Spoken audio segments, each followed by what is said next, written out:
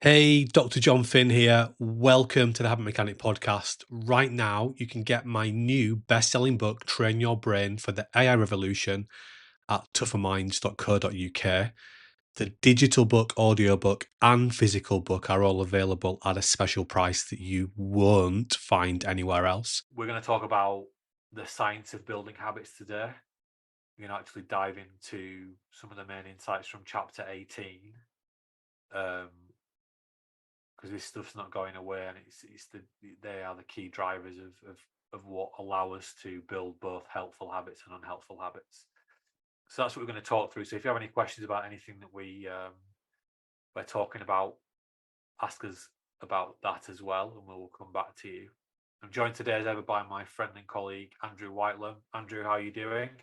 Yeah, hi there, John. Yeah, really excited about this session because chapter 18 is titled The Secret 9 Factors That Really Control Your Life. Chapter 18 of The Habit Mechanic, really substantial chapter for me when I read it, and really looking forward to taking a deep dive with you into it and getting your additional insight into the chapter, which will be really fascinating and engaging. And the chapter starts, John, with a fascinating story about a former US president. Please tell us more. Yeah, so this is Barack Obama, and it's a video clip. It's of a press conference at the White House, and I think he was they just introduced some new smoking regulations. So some of the journalists were testing him because he's a smoker, and obviously, if he's smoking and then telling others that they shouldn't, um, that was jarring some of the journalists. So he was. I'm just looking at the chapter 18 now. Um, he was asked by a reporter, "How many cigarettes do you smoke per day? Do you smoke in the presence of others?"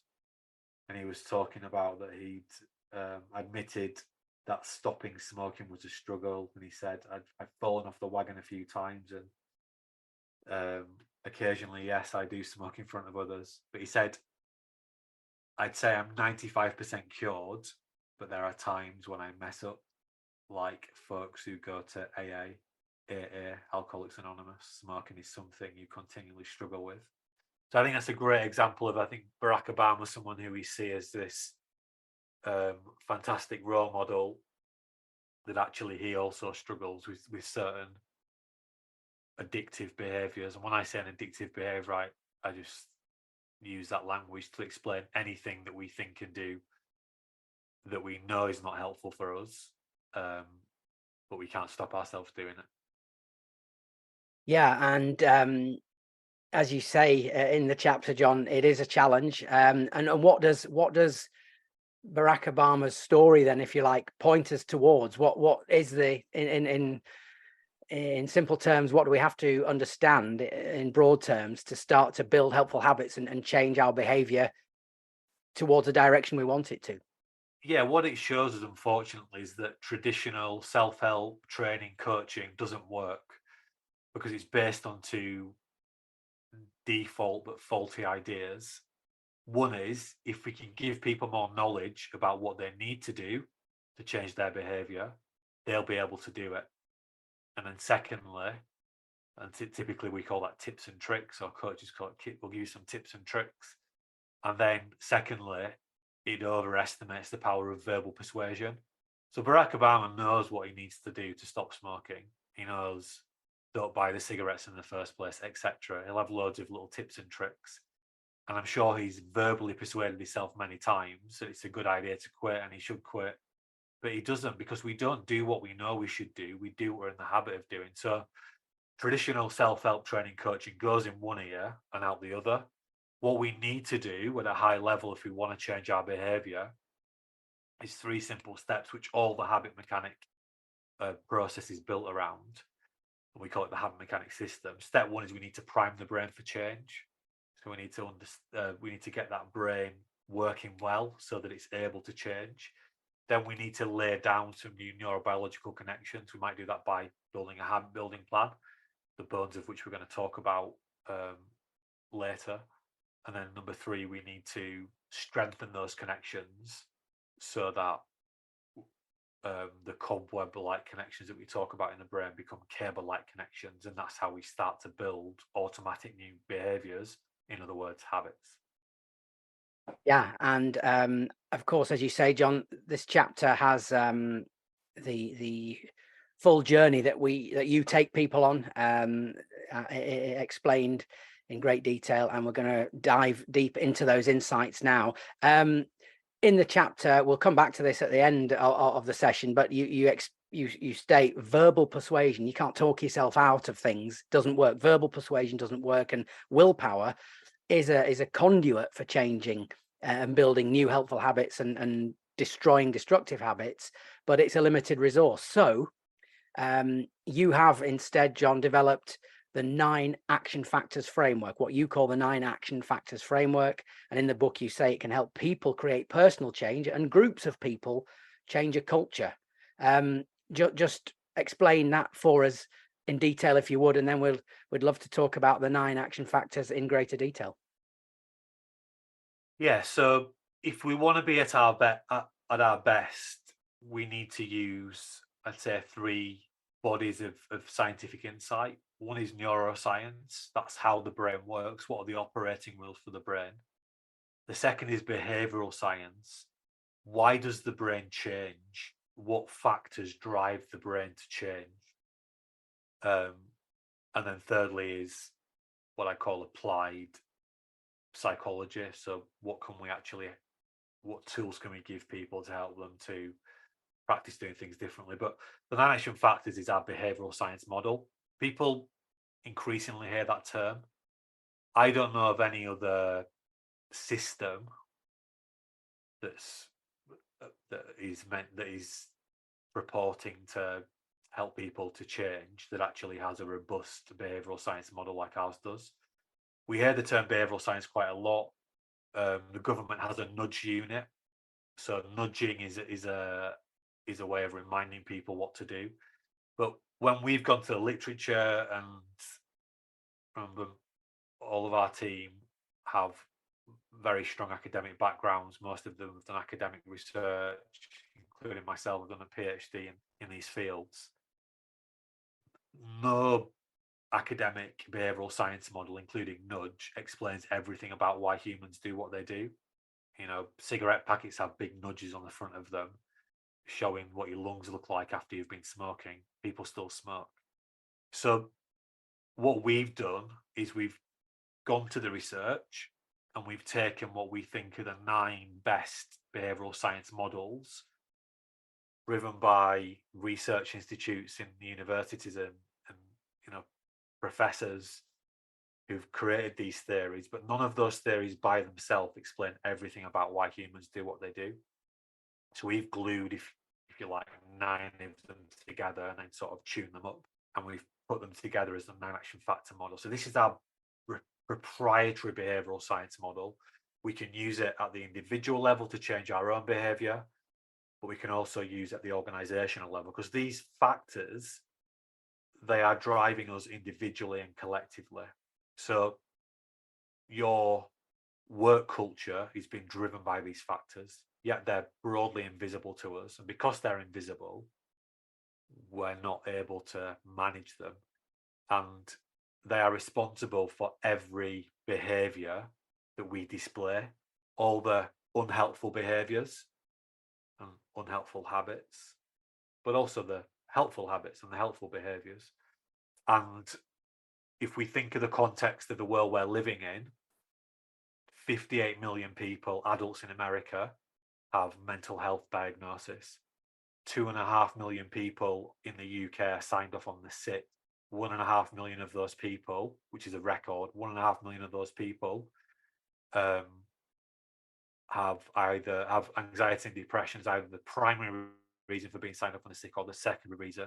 Our National Health Service in the UK is projecting that in 15 years' time there'll be an additional 39% of the workforce, working age people, who've got long-term illnesses, and anxiety and depression will be up there alongside cancer as one of the main sources of long-term, or one of the main long-term illnesses.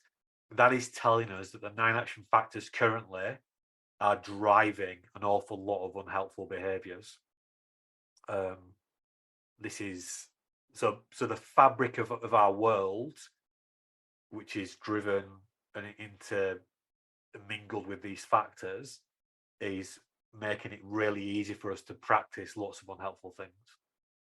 Yeah, it's depressing. It's a depressing set of statistics that you cite, John, and it's a very compelling analysis of the state of our lives, and I'm sure a lot of people will be paying attention.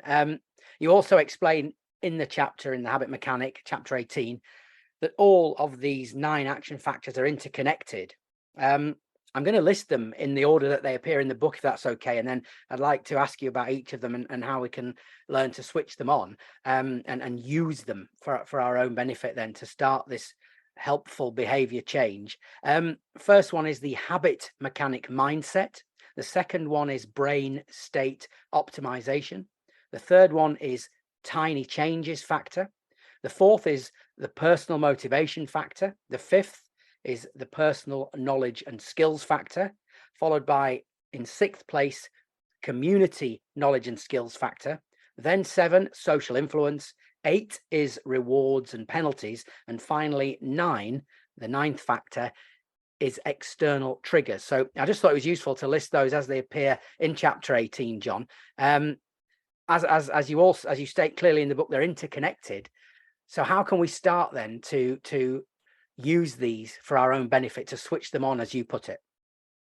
Yeah, just for clarity, there isn't a hierarchical order here, so they're not placed in terms of importance. They are. This is just a list. In any given situation, some can be more important than others, but yeah, so they're all working together. So shall I go into each, Andrew? Sorry, and give a bit more detail about? Yeah, that was great. Yes, and then thanks for pointing out that. Yeah, if I gave the impression there was some sort of order of priority, I apologize. Yeah, I just wanted to list them in the book, but that's a brilliant additional bit of insight there, John. So many thanks for that. Yeah. If we can, let's start with the first one listed in the book, habit mechanic mindset factor. Yeah, so this actually connects with, we talk about willpower. So this is chapter 18 in the book, and we've done an awful lot of groundwork to this point in the book, because we know that if we want to help people to make change, we've got to help them to understand how their brain works. We've got to help them to not just understand the science, but understand how they can conceptualize that and connect it to their day-to-day, their daily lives. We've been conditioned to believe an awful lot of things about ourselves that are not true. The fundamental one being that we're pretty fixed, and that after a certain age, our abilities to learn new things are very limited. We know that that is not true, and we've done that groundwork so far in the book to get to chapter 18. We've learned about the power of willpower, our prefrontal cortex, but we over rely on willpower, and we've learned that willpower is a limited resource. And this speaks to the priming that we've done in the book so far speaks to factor number 1, the habit mechanic mindset factor. This belief and understanding that we can change and we can learn. And Carol Dweck, which is where we're drawing insights from here, from a behavioral science perspective, Carol Dweck has done extensive work over the last over 60 years now, looking at mindset. She talks about growth mindset and fixed mindset, and this understanding that if people don't believe they can change and grow and learn and do things differently, well, they won't be able to. So that's a lot of the work that we've done. So if we want to change, if we want to help others to change, it's important that we actually help them to understand how their brain works, and that they do have the ability to do things differently. We use the P2 continuum.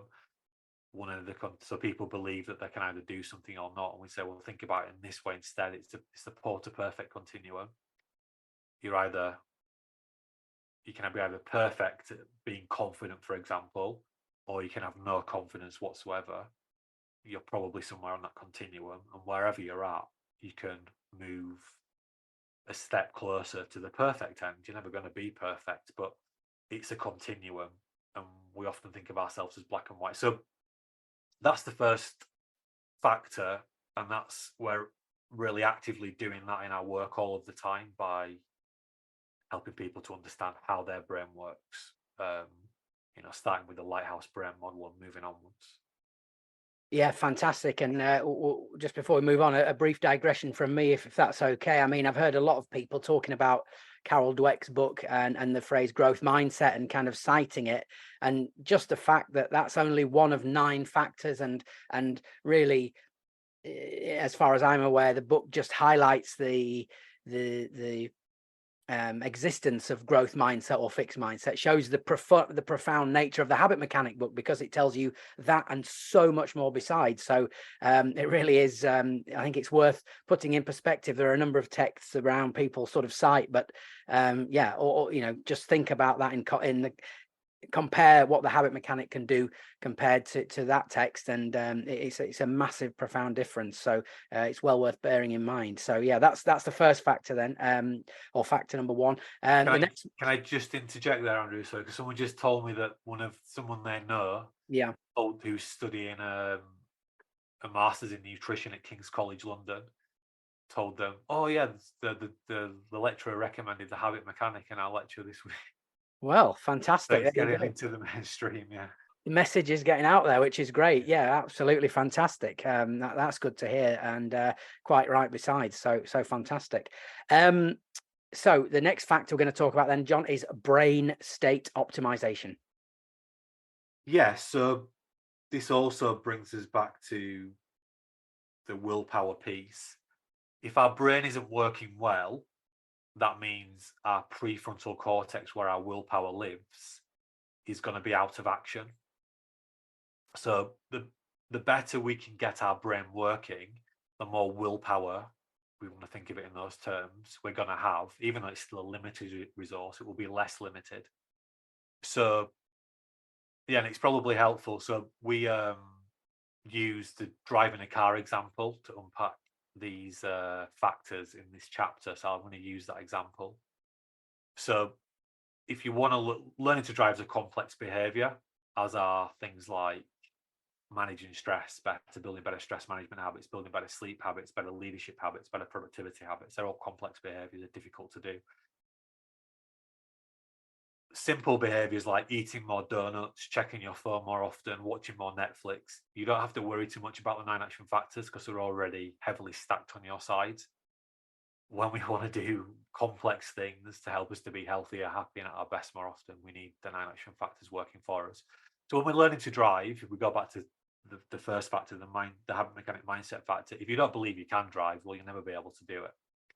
The second factor, brain optimization, if you try to learn to drive when you're sleep deprived, for example, it's not going to be a great use of your time. You're not going to be able to learn very quickly, if at all. So just pointing towards, if we want to learn something new, we need to get our brain working well so that we've got that conscious bit, that willpower bit working.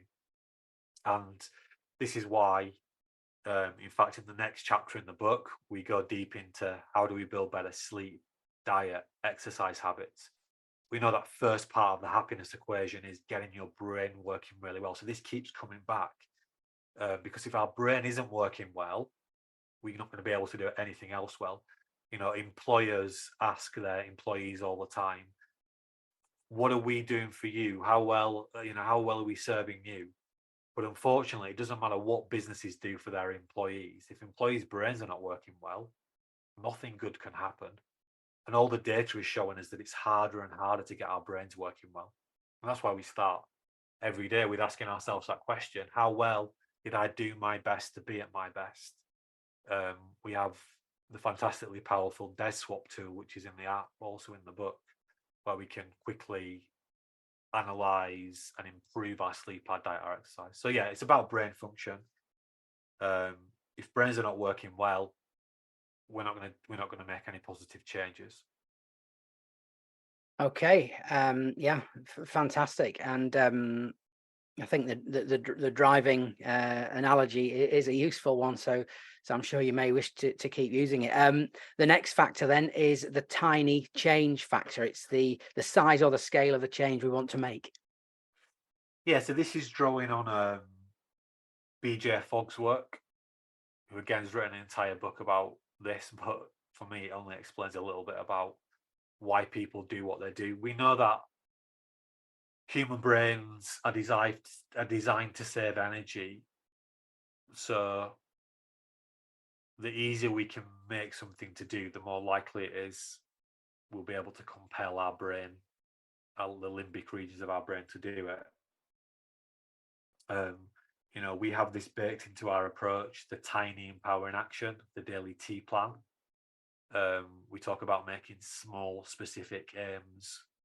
We move from, in the FAM story, which we covered a few chapters ago, we move from big, ambitious goals in the distant future all the way back to the tiny little things that we need to do today.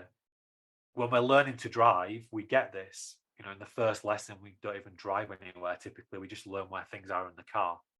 But when it comes to changing our own behavior, in relation to our sort of health and our happiness, let's say trying to lose weight, for example, if we can't lose weight after the first week, we give up and we beat ourselves up. We talked in a recent podcast for the UK Cancer 100 press up challenge. Just start with one press up, then maybe do them in clusters of 5 to start with. But it's all about making it easy for your brain. So people typically set goals and they have change ambitions which are too big, and therefore they don't achieve them, and they fail fast, and they beat themselves up, and they give up, and you quickly start to create a narrative that you can't change. But often it's because the thing you're trying to change is too big. We can change. Neurobiologically, it's baked into us.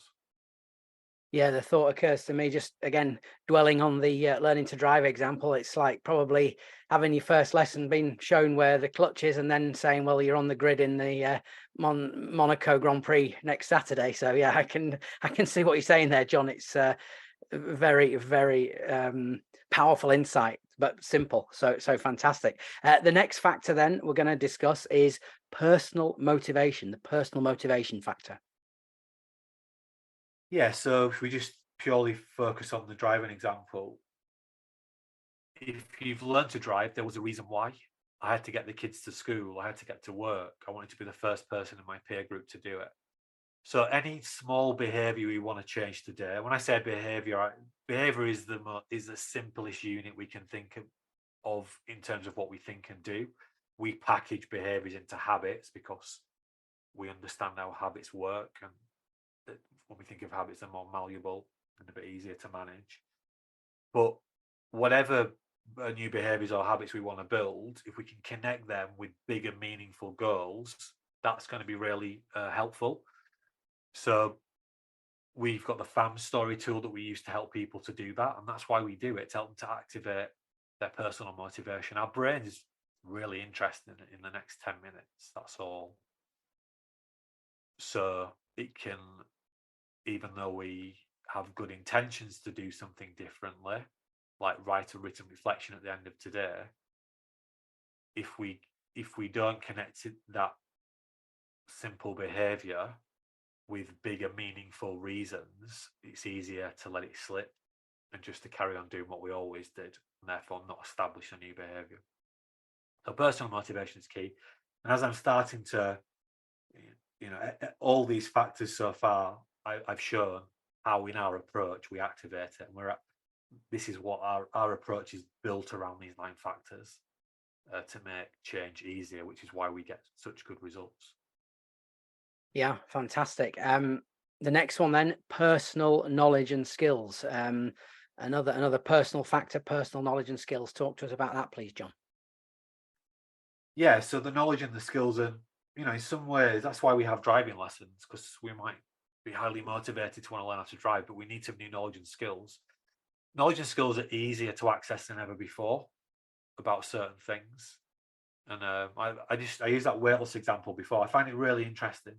Our program is not a weight loss program in a pure sense, but it's a behavior change program.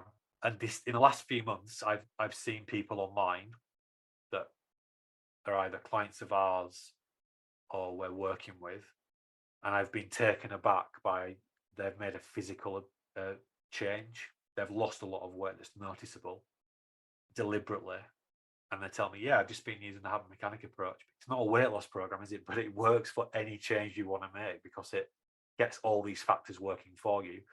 So it's easy to go online and work out what do you need to do to eat to lose some weight, but actually it's much harder to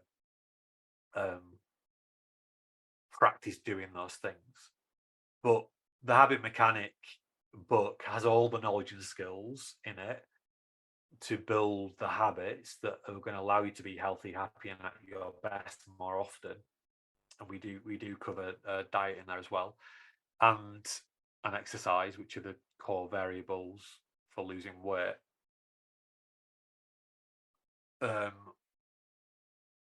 So yeah, we've got that in it. We've got the tried and tested ways of explaining this is how stress works. This is how you counter stress. So we've got I think there's over 35 tools in the book, which are showing you not just what you need to do, but actually how you can do it as well. So knowledge and skills, absolutely key for things like, back again, like managing stress, being a better leader. These are sometimes quite intangible about what do I actually do, and we go right into the roots of how to do that in the book. Yeah. Okay. And the app as well. You can work with the coaches in the app. Yeah, of course. Yes, the that is a fantastic interactive experience when you do that. I can say that myself. The next factor is also related to knowledge and skills, but knowledge and skills we might learn from other people. You call it community knowledge and skills. Yeah. So if we take the driving example, if your parents know how to drive and you're learning how to drive, that's really helpful because they can give you a free lesson at the weekend, for example. And that's why we very deliberately created a language in our program so people can share it with each other. Accountants have a language, doctors have a language, your solicitor has a language. Complex fields have languages very deliberately. This is a complex field, so we've over the last 20 years created a very simple language to explain it. So that's why we have terms like the daily tea plan and the 8 brain and horribly unhelpful emotions and the 9 action factor model, so that we can take quite very complex things and make them simple to understand and share them with each other. And we see that every day in the Habit Mechanic University app, people sharing this language with each other and supporting each other so that they can make positive change. Okay. Moving away from knowledge and skills, personal and community, then the 7th factor, again, reminding people not listed in any priority order or any hierarchy, just there are 9 factors, and we're dealing with them in the order they appear in the Habit Mechanic book in chapter 18, which is a chapter we're taking a deep dive into currently. Factor number 7, social influence. Yeah, so social influence can be a twofold thing, but let's just give an example. So if I want to learn to be a great driver, but my father doesn't believe the speed limit is valid, that he won't be a great role model for me. If my mother doesn't believe in car insurance, she won't be a great role model for me, because teamwork is so central to been so central to the survival of Homo sapiens. We know that social status, being seen positively in the eyes of important people in our life, is really important for us. It's hardwired into our brains. That's what the P and A is all about. And actually, if you go into the chapter, you see that I connect each of these factors back to the 8 brain and those limbic regions of our brain. So we model and copy what people around us do. That can be what they physically do, what we see them doing. You know, it's good to point out here is that there's obviously some crossover here between the social influence factor and the community knowledge and skills factor, and that there's crossover between lots of these different factors, but equally they've got something to say, just as a standalone idea as well, which is why we pull them out and separate them. So yeah, that's social influence. We've seen the rise of social media over the last 10 years. The reason it's got so big so quickly is because of that social status factor. It allows people to show how great their life is, for example. So yeah, that's the social influence factor. Okay, thanks, John. We'll move on then to the rewards and penalties factor. Yeah, so if we take the driving example, we don't think of it like this, but you get rewarded for driving well, get your license first of all. And if you continue to drive well, you get to keep your license and your car insurance goes down. Equally, we get penalized if we don't drive well. So we might not get our license in the first instance, or if we do and we drive poorly, we'll get speeding points on our license, and then we'll get monetary fines, and then we'll get our car insurance will go up, and eventually we'll lose our license. So we've got reward and penalty systems. They're surrounding us and they're driving our behavior all the time. It's just that we're not really aware of them. The reward and penalty systems can be quite complex. We go quite deep in chapter 18 about the structure. We separate them in intrinsic, extrinsic, social. So yeah, they are there all the time, but if we understand them, we can design them and get them working for us instead of against us. Okay, the final factor of the 9 then is external triggers. We'll talk about that. I'd like to talk about that actually in greater depth as well, but first of all, if we can just deal with it as we have with the other 9, the final one, external triggers. Yeah, so if we go to the driving example, you are being triggered and reminded what to do all the time, because governments have learned when they remove those triggers, car accident rates go through the roof, because driving is mainly not just an automatic, semi-automatic process like everything that we do. You know, many people are scarily familiar with the idea of driving along and then snapping out of a daydream and realize that they haven't really been conscious for the last 5-10 minutes or so on the road. But the examples are, if you don't put your seatbelt on now in a modern car, you get a ping ping ping. For younger listeners, seatbelts, even when I was first time, weren't even necessary to wear, and they became a legal requirement, and now they're triggered to put on. We have speedometers in our cars reminding us how quickly we're driving. There is literally a line in the middle of the road designed to remind you which side to drive on. There are police cars and speed cameras and zebra crossings and signage everywhere reminding you what to do. So we run on triggers. Possibly the most powerful trigger ever designed is the smartphone. It's so widespread because it is so good at reminding you to use it. It sits in your pocket. People even get fake triggers that it's buzzed when they associate a little muscle spasm in their leg with the ping of their phone.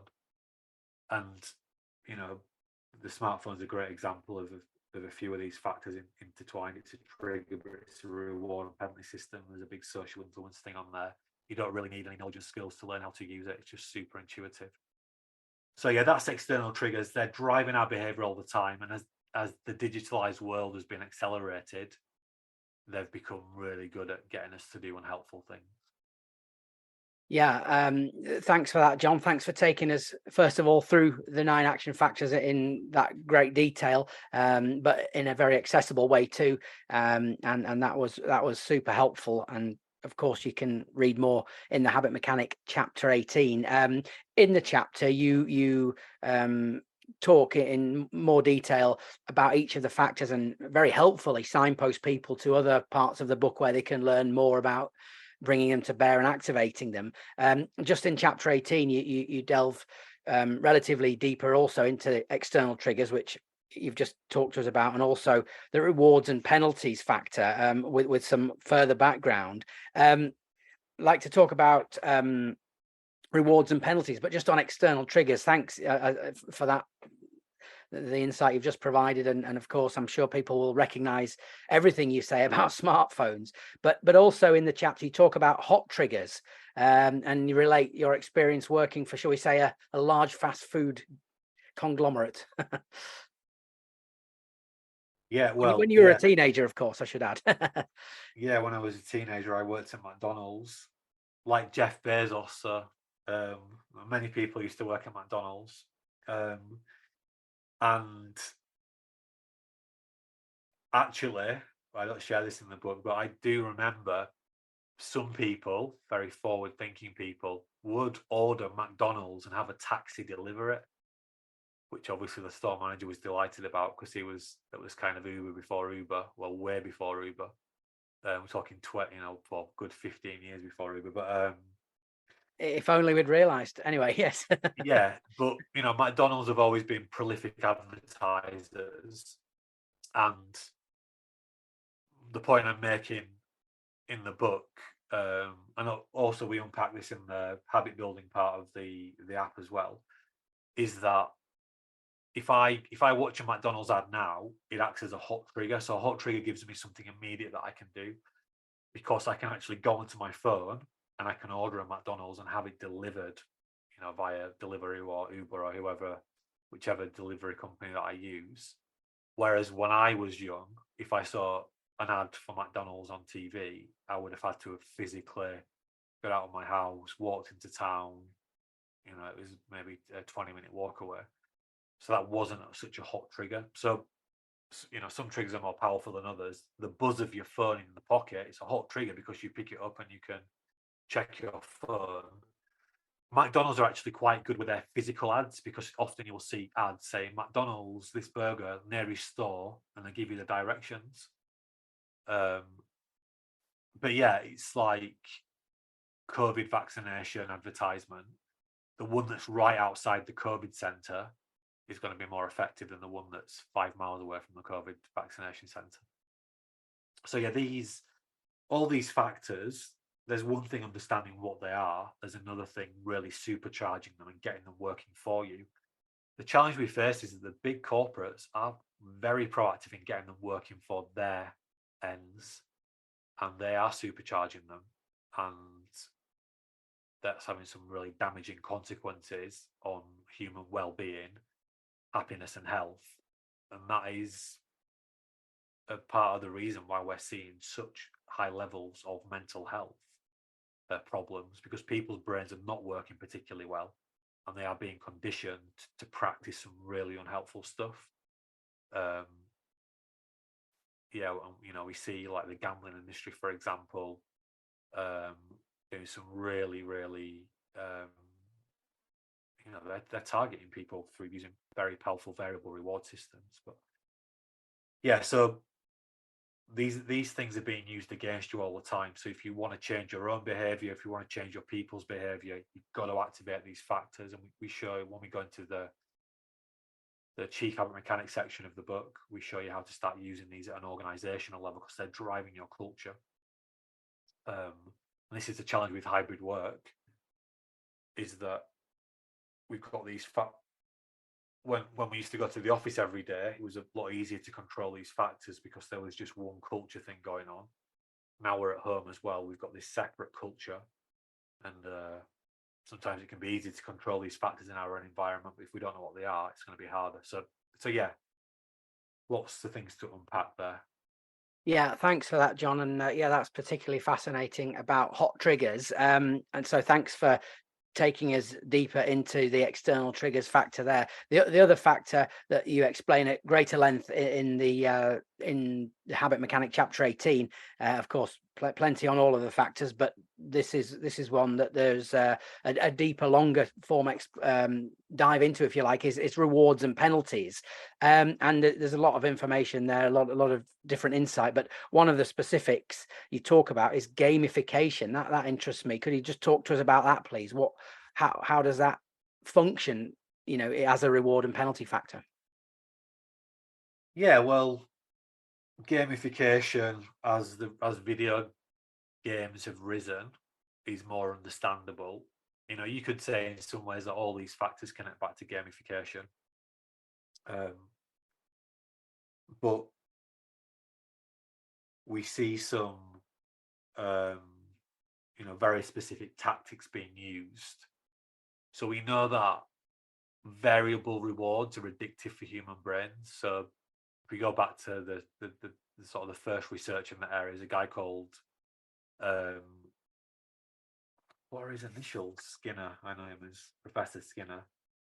But is it BF Skinner? I think you've talked to him about him before. Yeah, BF Skinner. Yeah. I don't know what his name was, but BF Skinner. He famously did research with pigeons, and he set up some experiments where pigeons were pecking at feeders. So when they hit the button on the feeder, a piece of food came out. So he set up some different conditions. One condition was when the pigeon hit the button, food came out every time. Second condition, when the pigeon hit the button, food came out randomly. Sometimes it came out, sometimes it didn't come out in no supposed pattern. The third condition was when the pigeon hit the button, no food came out. And what that research showed us was that the middle condition, the variable condition, became addictive. The pigeon would just keep pressing it and pressing it and pressing it. And that is the basis of a lot of the mechanics on your smartphone, on the technologies that we're using. They've got these variable reward systems. We can think about that as the ... where there's a message. When someone's replying to you with a message, that's kind of built into a variable reward system. This is why gambling is so addictive. I was going to say, one thing immediately springs to my mind, and let's be quite clear. We have great sympathy for anyone who has any issues with it, but the turn of the fruit machine sounds very similar to that the example you cited there from BF Skinner. Yeah, that's it. But so is a soccer game, so is a cricket match. We don't know what the outcome is. Sometimes people win, sometimes people lose. And this is why they're so fascinating for people, because we don't know what's going to happen. And all these popular games have this stuff baked into them accidentally, but that's why they took off.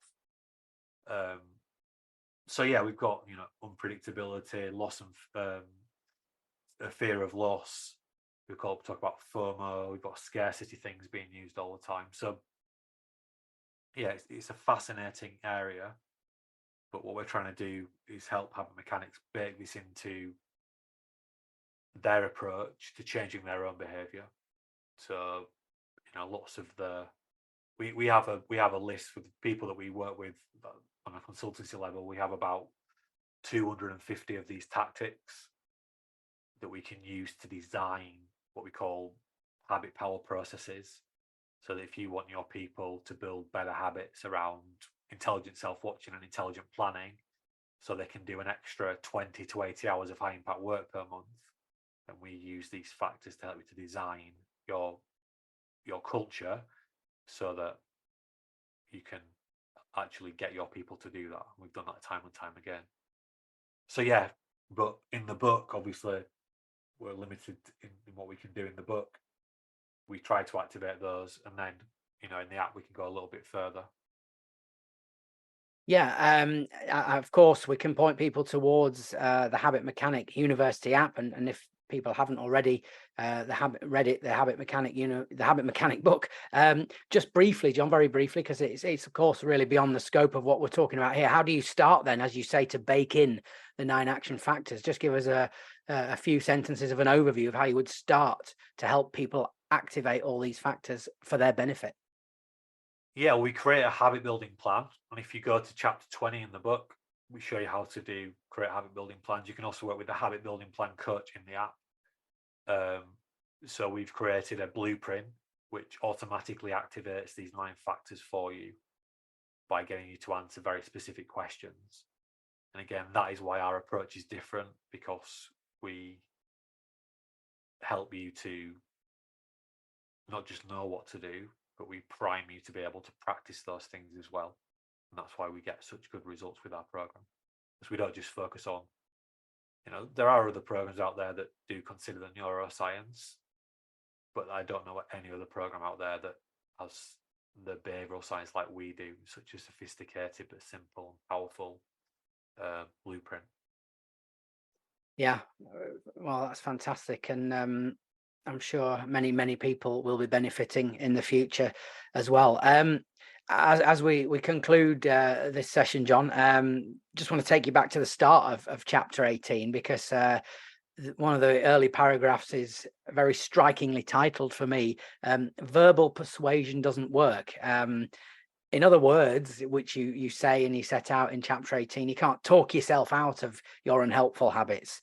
It's just not enough to do that. You need willpower, but that's limited. Just if you would give us an overview of that, because I think, given what we've just heard, that is so fascinating and important. Yeah, you can't talk yourself out or into new habits. This is what we mean. That doesn't change our behavior. For most of the vast majority of human history, we haven't understood how brains worked. We didn't get that they are malleable, that they're changing. They're like plasticine. That's what the word neuroplasticity means. There's about 100 billion neurons in our brain. And most of what the brain is doing is automatic, semi-automatic. So if we want to change our behavior, we've got to rewire our brains. We've got to reprogram our brains. That's what the habit mechanic approach helps you to do. We think the easiest way to think about those wires is habits.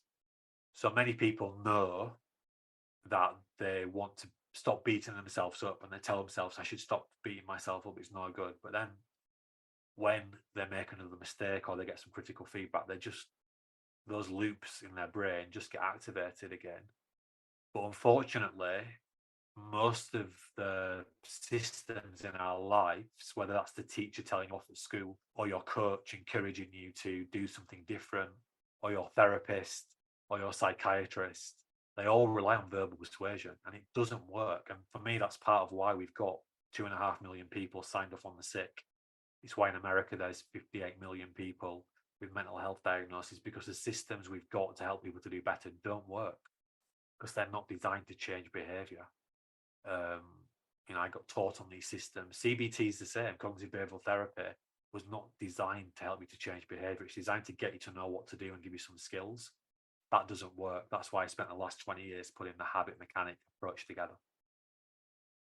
Yeah, fascinating. It's a very important realization when you read that it takes place, and it's a fascinating, profound insight. So thanks for diving deeper into it in this session, Jon. Well, thanks for your time today, Jon. Been absolutely fascinating to talk through chapter 18 of the Habit Mechanic. Anything you'd like to say in closing? Yeah, I think it's exciting that we've got to chapter 18 now, because this is we can see all the component parts, and then as we go forwards, we start to focus in very specific areas. Next, sleep, diet and exercise, then into stress management, then into confidence. The Habit Mechanic is not a quick read. It's a manual. It's a toolkit for success, but it is an easy read. So I got told, someone said to me the other day, a guy who's a managing partner of an international law firm said very seriously to me, I want to be very candid with you, Jon. Your book is really easy to read. And most of the books I've read in this space are not. But it's something that we're not going to skim through once and go, oh, well, that was interesting. It's designed to be used. So I'm excited now that we've got to chapter 18 and we've really set the scene, and we've gone through the science, and now we can get really into the practical bits. Yeah, and as ever, remember, this is a journey that we're going on. You never know which habit you're going to unlock that is the next habit that changes your life. And that's why we say you're only ever one habit away. Thanks for listening to the Habit Mechanic podcast. If you liked it, please subscribe and tell someone else about one of the ideas or insights that you found most interesting.